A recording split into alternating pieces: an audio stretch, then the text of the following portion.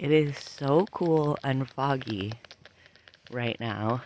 I don't know exactly what's going on, but I think it might be that there has been a warm up and that all the snow is evaporating.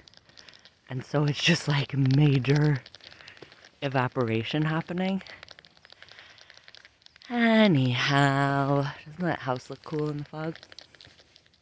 Um, so I am thinking this morning about the concept of ugly. I don't know if you've come across the ugly laws that were in the US. I think they may have been in Britain before that, but they were definitely in the US until really recently. I don't remember the year, but surprisingly recently, or maybe not so surprisingly. And there were these concepts or presentations of physical appearance, and really also of cognitive functioning that were considered ugly, and therefore you could be like fined for going outside if you had any of these. And that included physical disabilities and differences, and like I said, some cognitive, and I think probably psychological stuff, neurodivergence, sort of overarching. And even though we may not have these as explicit laws anymore, these ideas still really function and have functioned, from what I can tell, in most every society, that there is a certain version of how your body is expected to look, maybe within a small spectrum, how your mind is supposed to function, how your nervous system is supposed to function. And if you deviate from that or are outside of that, then you are sort of in trouble from the main group. And so everyone's orienting themselves to try to get closer to the ideal. And they are going to spend a lot of energy either apologizing for and shaming themselves for, or like desperately trying to be closer, depending on where they're at, right? If it's something that can be changed, they're going to be working hard to change it. If it's something that cannot be changed, they're going to be apologizing for it and shaming themselves for it. Hold on, we've got a car coming by.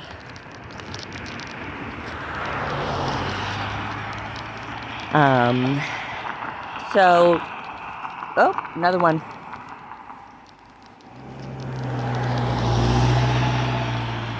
Got my reflector vest on this morning since it's so foggy, just in cases. But yeah, it's very interesting how, what is ugly changes group to group and sort of like era to era. So I've mentioned before the book, oh gosh, I'm going to forget what it's called right now, Fearing the Black Body. And it's a fairly academic look at the historical origins of fat phobia and how the ideal body was defined sort of alongside the move into white supremacy, alongside chattel slavery. And it's a very helpful book because it lays out sort of how those things changed and who was profiting from those things changing, and how there was previously a health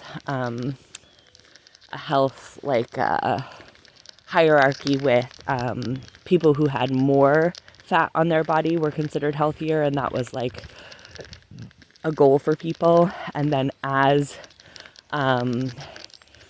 in particular, Black women became sexualized and then like fetishized, and associated with having bigger bodies. Then there was a push to like make that bad, basically, so that you know, Black women weren't fulfilling the ideal. So if we have to push them down, we have to change the ideal. And yeah, these rules about what is considered ugly and what is considered beautiful are constantly changing. And so it's really tough to keep up with. Even in my short 4 decades on this planet, you know, we've gone through many iterations. There was, you know, a really hyper fixation on skinny, skinny, skinny. Then it kind of swung in the other direction of, you know, body positivity, and every mannequin in Target is, you know, is plus size, and, you know, everybody's so happy about it. And then another swing back to what we're in right now, which is the hyper skinny. So, and that's just in terms of, you know, body size. We've had all sorts of fluctuations in, you know, how your hair is supposed to look. When I was young, it was like the bigger hair, the better. And then by the time I got to high school, it was like you wanted the thinnest possible hair. And I don't know what the current hair expectation is. I'm a little too far out of culture to know the trends anymore. But, you know, you can see it with so many things. Eyebrows. I remember when I was in high school, it was like you're supposed to have no eyebrows. Now it seems people are really into big eyebrows. So it's nonsensical. It doesn't relate to anything that is actually like, you know, dangerous. Another car.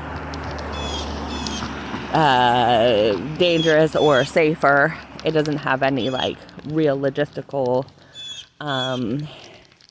aspect to it. It does seem just very random. And so it's interesting to explore, like, are you like allowed to be ugly?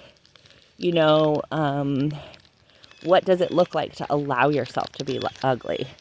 And to choose not to, you know, put yourself on the hamster wheel of following whatever the current thing is, apologizing for yourself, etc. So it's an interesting morning idea of, you know, what does it look like to not be oriented to those standards, and even to, you know, even the idea of, okay, I'm gonna be allowed to be ugly. Now that's almost a new standard, and people can get kind of stuck. I remember Alicia Keys made a statement like, I'm not wearing makeup anymore. And then it's like, now she's stuck in not wearing makeup, right? It's just a new rule. It's a new, like, hierarchy of being. So someone might say, like, I'm going to eat whatever I want. And then they start to realize that they don't really feel well when they eat a certain food. And so they're like, I'm actually going to avoid some of these foods because I don't feel great, right? It's like we are so eager to make a new rule. And what does that come down to? Or what does that solve for is like, do I feel like I can trust myself? Can I make a decision moment to moment without any rules? And most of us have been taught, especially from religious backgrounds, those of us from religious backgrounds, that we cannot trust ourselves, that we'd all just be murderers if we did not have rules, that we are, you know, inherently broken, and that we have to have the rules in order to make sure that we don't hurt other people. And that's also an interesting one because there's no way to make sure to not hurt other people. Being on this planet, it hurts other people. There's no way around it. There is no human who's ever existed who has not hurt other people. Just look at the parent-child dynamic. I mean, it is so pervasive that people just feel so misunderstood and mistreated by their parents, sort of no matter how hard their parents try. My kid is reading The Diary of Anne Frank right now, and Otto Frank, her dad, who survived the concentration camps and then, was really influential in the publishing of her diaries. In her diary, she talks a lot about how she doesn't understand him and she doesn't feel understood by him and she never will, and how strained that relationship was. And he was like, I'm convinced that no parent will ever truly know their child. And it's like, we've idealized this relationship and we've demonized the idea that it could be imperfect, which then leads to the imperfection being, the worst thing ever on the planet, traumatizing. So it's like, the whole idea that we could not harm someone, the whole idea that we need rules because we can't trust ourselves, the whole idea that if we do murder someone, that we've now, broken ourselves completely. It's like some murder is allowed, and some murder is not, but murder is still happening. I'm not a fan of it, but we endorse it in war and in law enforcement. We're like, oh, thank goodness, and we have, what's it called? When they kill people who are in jail, I can't remember the word, execution or something. So, there's nothing that is outside of, possibility. And when we're trying to hyper prevent any kind of thing that is, according to the current society, considered not good, then we are just perpetually stuck in this oh my gosh, it's like if you were following a compass and you were trying to go north, and every 5 minutes where north was got switched. Oh my gosh. So, anyways, all of this stemmed from I am not wearing a hat today because I put on, instead of my regular hat, I put on the little orange hat with a light to be reflective since it's so foggy. And then it was too tight on my head and too hot. And so I took it off, and I was thinking oh, does my hair look inappropriate? And I'm not even going for cool looking or good looking.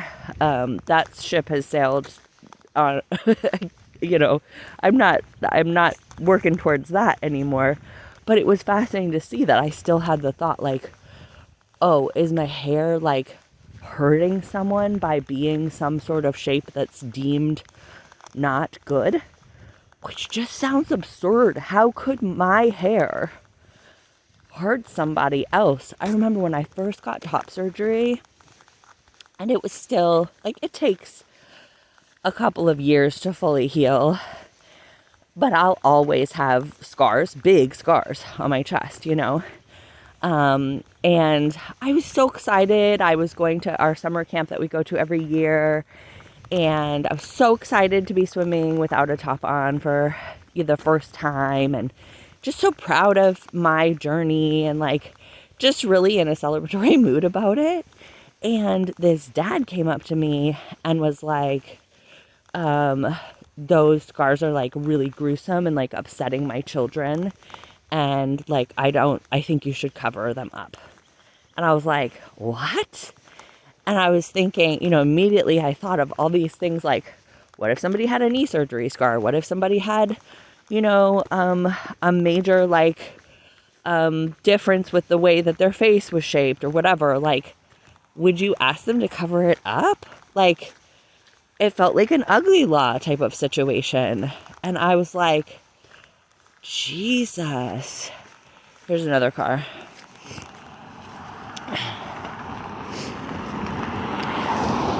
But this idea that, like, my presentation, whether it be, you know, we take it anywhere from physical appearance to, like, my anxiety level, my sensitivity level. You know, I remember so many times as a child when adults were like, you need to stop crying because it's upsetting people around you.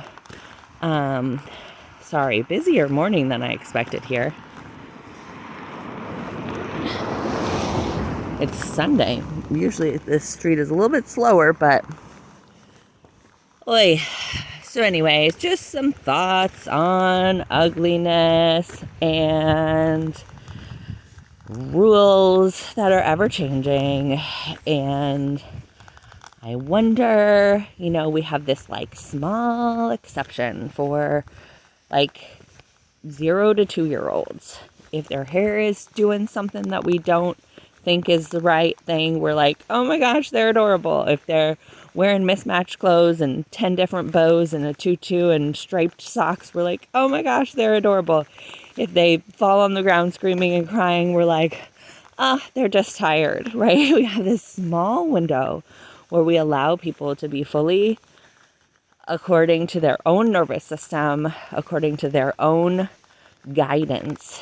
And I'm just interested in inviting myself back to that, inviting others back to that, to find out that, you know, 2-year-olds are generally really lovely.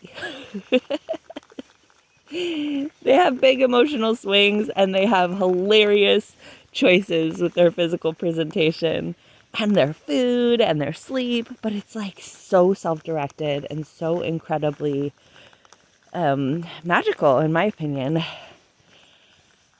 So anyways, those are my thoughts on ugliness today.